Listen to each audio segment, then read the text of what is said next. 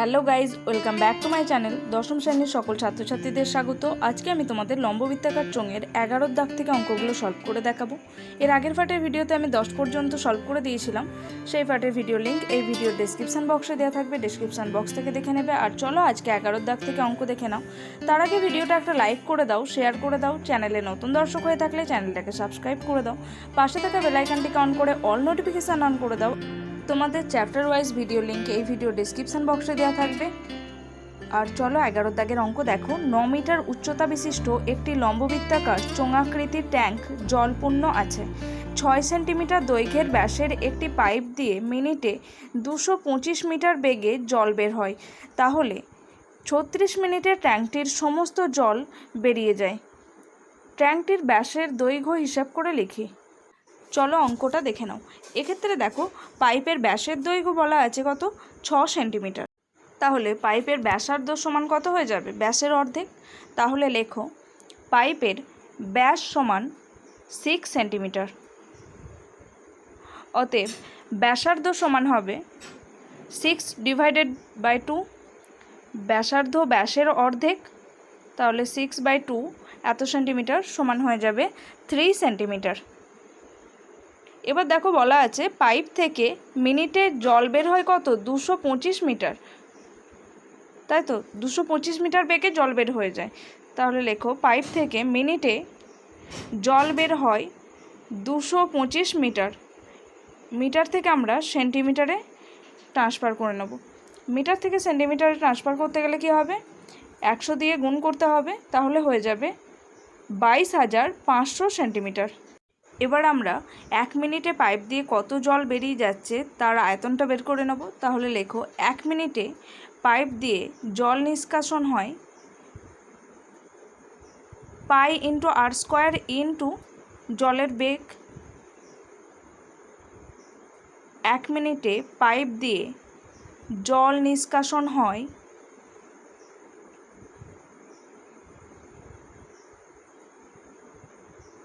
22/7 into, এখানে আর square মানে হয়ে যাবে 3 ইন্টু 3 স্কোয়ার আছে যেহেতু, ইন্টু 22,500 এত ঘন সেমি। এবার দেখো বলেছে যে 36 মিনিটে সমস্ত জলটা বের হয়ে ট্যাঙ্কটা ফাঁকা হয়ে যায়, তাই তো। তাহলে 36 মিনিটে বেরিয়ে যাওয়া মোট জলের পরিমাণ সমান ট্যাঙ্কের মধ্যে থাকা মোট জলের আয়তনের সঙ্গে সমান। তাহলে লেখো 36 মিনিটে জল নিষ্কাশন হয় 36 ইন্টু 22/7 ইন্টু 3 ইন্টু 3 ইন্টু 22,500 এত ঘন সেমি। এবার ধরে নেব ট্যাঙ্কের ব্যাসার্ধের দৈর্ঘ্য সমান 8 সেন্টিমিটার। ধরি ট্যাঙ্কের ব্যাসার্ধের দৈর্ঘ্য সমান 8 সেন্টিমিটার। দেখো বলে দেওয়া আছে ট্যাঙ্কটির উচ্চতা সমান 9 মিটার। তাহলে লেখো ট্যাঙ্কটির উচ্চতা সমান 9 মিটার। এবার মিটার থেকে আমরা এটাকে সেন্টিমিটারে নিয়ে যাব। তাহলে 100 দিয়ে গুণ করে দিতে হবে, তাহলে হয়ে যাবে 900 সেন্টিমিটার। ট্যাঙ্কের উচ্চতা 900 সেন্টিমিটার। শর্তানুসারে কি হয়ে যাবে, ট্যাঙ্কের মোট আয়তন সমান 36 মিনিটে পাইপ দিয়ে বেরিয়ে যাওয়া জলের মোট আয়তনের সঙ্গে সমান। তাহলে লেখো শর্তানুসারে ট্যাঙ্কের মোট আয়তন 22/7 ইন্টু আর স্কোয়ার ইন্টু 900 সমান 36 ইন্টু 22/7 ইন্টু 3 ইন্টু 3 ইন্টু 22,500, বা আর স্কোয়ার সমান হয়ে যাবে, এদিকে যা আছে সেগুলো আগে লিখে নেব। 36 ইন্টু 22/7 ইন্টু 3 ইন্টু 3 গুণ করলে হয়ে যাবে 9 ইন্টু 22,500। এবার এদিকে 22/7টা সমান চিহ্নের ডান পাশে এসে উল্টে যাবে, তাহলে হয়ে যাবে 7/22 ইন্টু 900টাও উল্টে যাবে, তাহলে হবে 1/900। এবার 22/7 আর 7/22 কেটে যাবে, 9 দিয়ে 900কে কেটে দিলে হবে 100, 100 দুটো শূন্য, আর 22,500 দুটো শূন্য কেটে যাবে। তাহলে দেখো পড়ে আছে আর সমান 36 ইন্টু 225। আর সমান হয়ে যাবে রুট অফ 36 ইন্টু 225। 36 মানে 6 ইন্টু 6, আর 225 হচ্ছে 15 ইন্টু 15। তাহলে হয়ে যাবে 6 × 6 × 15 × 15। এবার রুটের মধ্যে দুটো সংখ্যা থেকে একটা করে বেরিয়ে যাবে, তাহলে দুটো 6 থেকে একটা 6 বেরোবে, আর দুটো 15 থেকে একটা 15 বেরোবে। তাহলে 6 × 15, 6 15 90। তাহলে আর সমান পেয়ে গেছি 90 সেন্টিমিটার। অতএব দিয়ে লেখো আর সমান 90। এবার অতএব দিয়ে উত্তর লিখে নাও। আমাদের দেখো উত্তর বের করতে বলেছে ট্যাঙ্কের ব্যাসের দৈর্ঘ্য, আমাদের ব্যাসার্ধ বেরিয়েছে, তাহলে ব্যাসের দৈর্ঘ্য সমান কত হয়ে যাবে? ব্যাসার্ধের দ্বিগুণ, তাহলে হবে ট্যাঙ্কটির ব্যাসের দৈর্ঘ্য সমান 90 × 2 সেন্টিমিটার। ব্যাসার্ধের দ্বিগুণ, তাহলে 90 × 2 সেন্টিমিটার, তাহলে হয়ে যাবে 180 সেন্টিমিটার। চলো পরবর্তী অঙ্ক 12 দাগের অঙ্ক দেখে নাও। 12 দাগের অঙ্ক দেখো, সমান ঘনত্বের একটি লম্ববৃত্তাকার কাঠের গুঁড়ির বক্রতলের ক্ষেত্রফল 440 বর্গ ডেসিমি। 1 ঘন ডেসিমি কাঠের ওজন 1.5 কিগ্রা এবং গুঁড়িটির ওজন 9.24 কুইন্টাল হলে গুঁড়িটির ব্যাসের দৈর্ঘ্য এবং উচ্চতা হিসাব করে লিখি। ওকে, চলো অঙ্কটা দেখে নাও। 12 দাগের অঙ্ক দেখো, আমরা ধরে নেব, গুঁড়িটির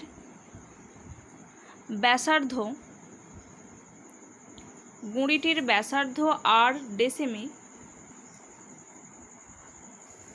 এবং উচ্চতা এইচ ডেসিমি।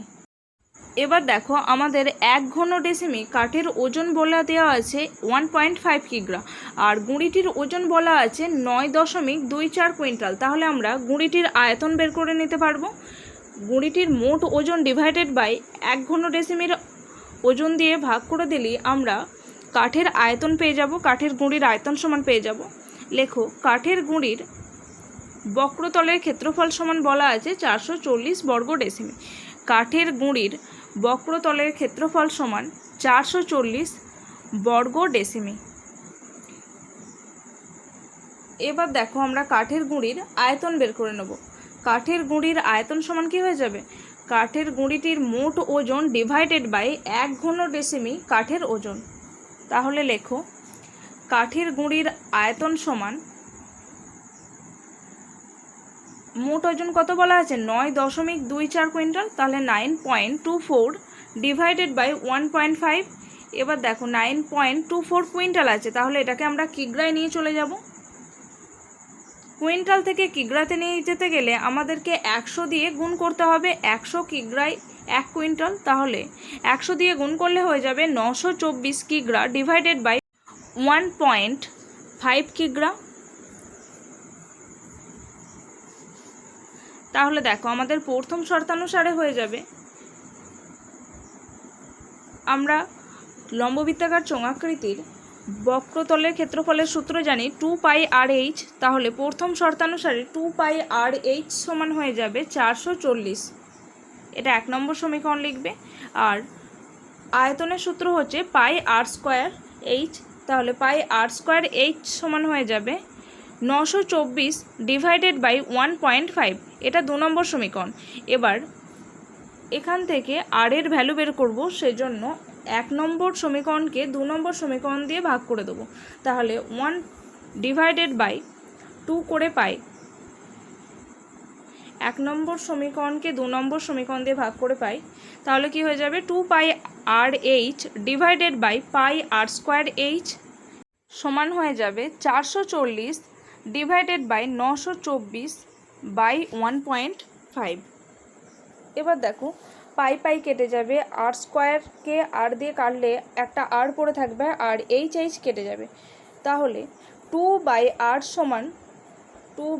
সমান হয়ে যাবে 440 ডিভাইডেড যেটা আছে সেটা গুণ হয়ে উল্টে যাবে, ইন্টু 1.5 ডিভাইডেড বাই 924।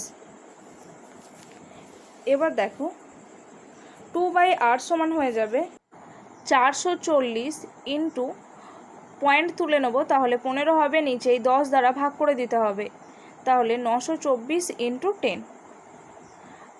আর সমান হয়ে যাবে, দেখো এটাকে উল্টে নেব, আর 2টা এদিকে 924 ইন্টু 10-এর সাথে গুণ হয়ে যাবে, তাহলে হবে, এটাকে উল্টে নিলে হয়ে যাবে 2 into 924 into 10 divided by 440 into 15। 440-এর একটা শূন্য আর 10-এর একটা শূন্য কেটে দেবো। 44-কে 2 দিয়ে কাটলে হবে 22, 22-কে 11 দিয়ে কাটলে হবে 2, 924-কে 11 দিয়ে কাটলে হবে 8 11 88, 8 আর কয় 12, 4 12, তাহলে 4 11 44, তাহলে হয়ে যাবে 84।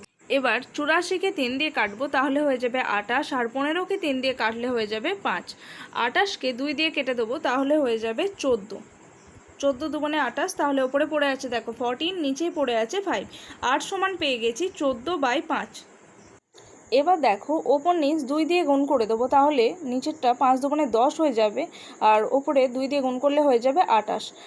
এর ফলে 10 দিয়ে ভাগ করতে আমাদের সুবিধা, এক ঘর আগে জাস্ট একটা দশমিক বসিয়ে দাও, তাহলেই হয়ে যাবে অ্যান্সার। তাহলে আর সমান পেয়ে গেছি 2.8, আমরা ব্যাসার্ধ পেয়ে গেছি 2.8 ডেসিমি। এবার 1 নম্বর সমীকরণে আর সমান 2.8 বসিয়ে দেবো, তাহলে হয়ে যাবে 2 ইন্টু 22/7 ইন্টু 2.8 ইন্টু এইচ সমান 440, বা এইচ সমান হয়ে যাবে 440 ইন্টু এইচের সাথে যেগুলো গুণ আকারে ছিল তার সমান চিহ্নের বাঁ দিকে এসে সব উল্টে যাবে, তাহলে হয়ে যাবে 1/2 ইন্টু 22/7টা উল্টে গিয়ে হয়ে যাবে 7/22 ইন্টু 1/2.8। আচ্ছা, এখান থেকে পয়েন্ট তুলে নেবো, তাহলে উপরে আমাদেরকে একটা 10 দিয়ে গুণ করতে হবে। 7 4 28, 2 5 10, 4 দিয়ে কাটবো, 4 11 44, শূন্য বসে যাবে। এবার 22-কে 11 দিয়ে কাটবো, তাহলে হবে 2, আর 110-কে 11 দিয়ে কাটলে হবে 10, 2 দিয়ে 10-কে কেটে দেবো, তাহলে হবে 5। তাহলে দেখো পড়ে আছে 5 ইন্টু 5, তাহলে এইচ সমান হয়ে যাবে 25, 5 ইন্টু 5 মানে হয়ে যাবে 25। কাঠের গুঁড়ির ব্যাস সমান বের করব, আমরা ব্যাসার্ধ পেয়েছি 2.8, তাহলে ব্যাস সমান হয়ে যাবে ব্যাসার্ধের দ্বিগুণ, তার মানে হয়ে যাবে 2.8 ইন্টু 2 ডেসিমি। 2.8-কে 2 দিয়ে গুণ করলে হয়ে যাবে 5.6 ডেসিমি। এবং উচ্চতা সমান পেয়েছি 25 ডেসিমি, এবং উচ্চতা সমান 25 ডেসিমিটার। ওকে, চলো পরবর্তী অঙ্ক 13 দাগের অঙ্ক দেখো। 13 দাগের অঙ্ক দেখো, 2 মুখ খোলা একটি লম্ববৃত্তাকার লোহার পাইপের মুখের বহির্ব্যাসের দৈর্ঘ্য 30 সেন্টিমিটার, অন্তর্ব্যাসের দৈর্ঘ্য 26 সেন্টিমিটার এবং পাইপটির দৈর্ঘ্য 14.7 মিটার। প্রতি বর্গ ডেসিমি 2.25 টাকা হিসেবে ওই পাইপটির সমগ্র তলে আলকাতরার প্রলেপ দিতে কত টাকা খরচ হবে তা হিসেব করে লিখি। এখানে দেখো ব্যাসের দৈর্ঘ্য, তারপর পাইপটির দৈর্ঘ্য সব আলাদা আলাদা এককে দেওয়া আছে। এখানে প্রতি বর্গ ডেসিমি হিসেবে বলা আছে যেহেতু, তাই আমরা প্রত্যেকটাকে ডেসিমিতে ট্রান্সফার করে নেব। ওকে, চলো অঙ্কটা দেখে নাও। এখানে দেখো বলা আছে লোহার পাইপের বহির্ব্যাসার্ধ R1 সমান কত হয়ে যাবে, ব্যাস বলা আছে 30 সেমি, তাহলে ব্যাসার্ধ সমান হয়ে যাবে 30/2 সেন্টিমিটার, তাহলে হয়ে যাবে 15 সেন্টিমিটার। এবার আমরা বলেছি প্রত্যেকটাকে এক এককে নিয়ে চলে যাব। 15 সেন্টিমিটারকে ডেসিমিটার ট্রান্সফার করতে গেলে আমাদেরকে 10 দ্বারা ভাগ করতে হবে, তাহলে হয়ে যাবে 1.5 ডেসিমি। এবার দেখো লোহার পাইপের অন্তর্ব্যাসার্ধ সমান কত হয়ে যাবে, অন্তর্ব্যাস সমান বলা আছে 26 সেন্টিমিটার, তাহলে অন্তর্ব্যাসার্ধ R2 সমান হয়ে যাবে 26/2 সেন্টিমিটার। 26-কে 2 দিয়ে ভাগ করলে হয়ে যাবে 13 সেন্টিমিটার। এটাকে আমরা ডেসিমিটারে নিয়ে যাব, তাহলে হবে 1.3 ডেসিমিটার। 10 দ্বারা ভাগ করতে হবে, তাহলে হয়ে যাবে 1.3 ডেসিমিটার। এবার দেখো লোহার পাইপের উচ্চতা বলা আছে কত, 14.7 মিটার, তাহলে এটাকেও ডেসিমিটারে নিয়ে গেলে হয়ে যাবে 147 ডেসিমিটার। এবার দেখো লোহার পাইপের সমগ্র তলের ক্ষেত্রফল বের করতে হবে। আমরা ফাঁপা চোঙের 2 মুখ খোলা লম্ববৃত্তাকার ফাঁপা চোঙের সমগ্র তলের ক্ষেত্রফলের সূত্র কি জানি, 2 pi into R1 plus R2 into H plus 2 pi into R1 square minus R2 square এত বর্গ একক। এবার প্রত্যেকটার ভ্যালু বসিয়ে দেবো।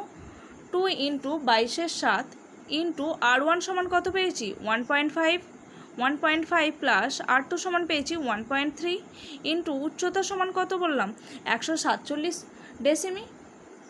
এখানে লিখে নাও লোহার পাইপের উচ্চতা H সমান 147 ডেসিমিটার। এবার দেখো তাহলে এইচের জায়গায় ভ্যালু বসে যাবে 147 প্লাস 2 ইন্টু 22/7 ইন্টু 1.5 তার স্কোয়ার মাইনাস 1.3 তার স্কোয়ার, এত বর্গ ডেসিমি।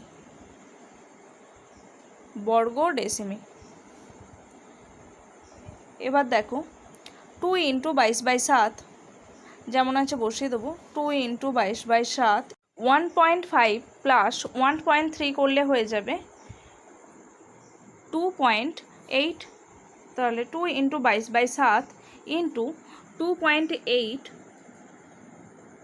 ইন্টু 147 প্লাস 2 ইন্টু 22/7, এখানে দেখো এ স্কোয়ার মাইনাস বি স্কোয়ার আছে, তাহলে হয়ে যাবে এ প্লাস বি ইন্টু এ মাইনাস বি, তাহলে হবে 1.5 প্লাস 1.3 ইন্টু 1.5 মাইনাস 1.3 এত বর্গ ডেসিমি। এবার লেখো সমান 2 into 22/7 into 2.8 into 147 plus 2 into 22/7 1.5 into 1.3 যোগ করলে হয়ে যাবে 2.8 ইন্টু 1.5 মাইনাস 1.3 করলে হয়ে যাবে 0.2 এত বর্গ ডেসিমি। এবার 2 ইন্টু 22/7 ইন্টু 2.8 কমন নিয়ে নেব, তাহলে লেখো 2 ইন্টু 22/7 ইন্টু 2.8 কমন নিয়ে নিলে পড়ে থাকছে দেখো 147 প্লাস এদিকে কত পড়ে আছে 0.2 এত বর্গ ডেসিমি। তাহলে 2 ইন্টু 22/7 ইন্টু 2.8 147-এর সাথে 0.2 যোগ করলে হয়ে যাবে 147.2 বর্গ ডেসিমি। এবার প্রত্যেকটা থেকে দশমিক তুলে দেবো, তাহলে হবে 2 ইন্টু 22/7 ইন্টু 28/10, এক ঘর আগে দশমিক আছে তাহলে 10 দ্বারা ভাগ হবে ইন্টু 1472 ডিভাইডেড বাই 10। এবার 7 দিয়ে 28কে কাটবো তাহলে হবে 4, আবার 4কে 2 দিয়ে কাটবো তাহলে হবে 2, আর 10কে 2 দিয়ে কাটলে হবে 5, এই 2 দিয়ে 10কে কেটে দেবো তাহলে হবে 5। এবার দেখো পড়ে আছে 2 গুণ 22 গুণ 1472, 2 গুণ 22 করলে হয়ে যাবে 44, 44 গুণ 1472 ডিভাইডেড বাই 5 গুণ 5 মানে 25। এবার 44 ইন্টু 1472 গুণ করলে হয়ে যাবে 64768 ডিভাইডেড বাই 25, এটা ভাগ করলে হয়ে যাবে 2590.72 বর্গ ডেসিমি। এবার দেখো বলা আছে প্রতি বর্গ ডেসিমি আলকাতরা প্রলেপ দিতে কত খরচ পড়বে 2.25 টাকা। তাহলে সমগ্র তলের ক্ষেত্রফলকে 2.25 দিয়ে গুণ করে দিতে হবে। অতএব দিয়ে উত্তর লেখো প্রতি বর্গ ডেসিমি 2.25 টাকা হিসাবে পাইপটির সমগ্র তলে আলকাতরার